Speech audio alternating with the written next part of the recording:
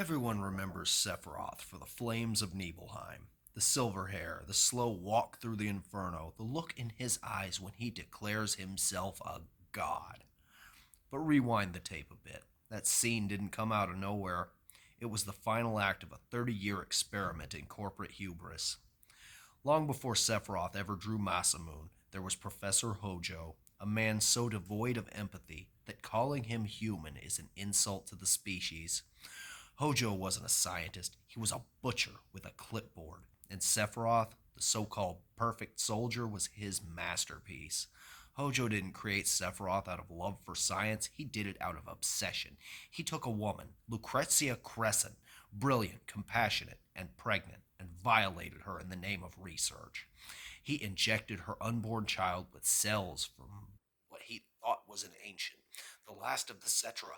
In truth, it was Genova, an alien parasite that destroyed the ancients and nearly wiped out all life on the planet thousands of years ago. Sephiroth was never her son, he was her vessel. And that's the horror of it. Sephiroth never had a choice. From conception, his DNA was poisoned with something not of this world. The man was born with another voice in his blood. Every triumph he had as Shinra's golden hero, every mission, every medal, every act of loyalty was done under the illusion that he was human, that he belonged to this world.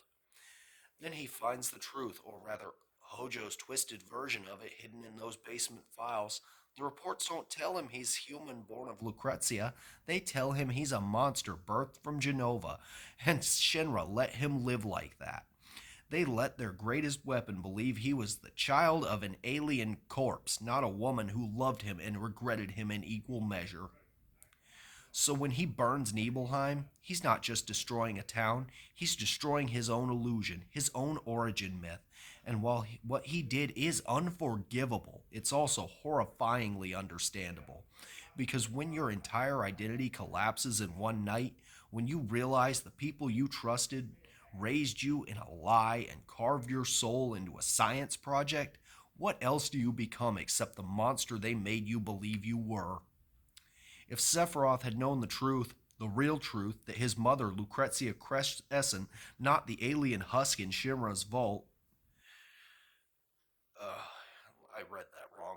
If Sephiroth had known the truth, the real truth, that his mother was Lucrezia Crescent, not the alien corpse in Shinra's vault, it's hard to imagine him taking Hojo's side for even a second. This is a man who despised weakness and dishonor.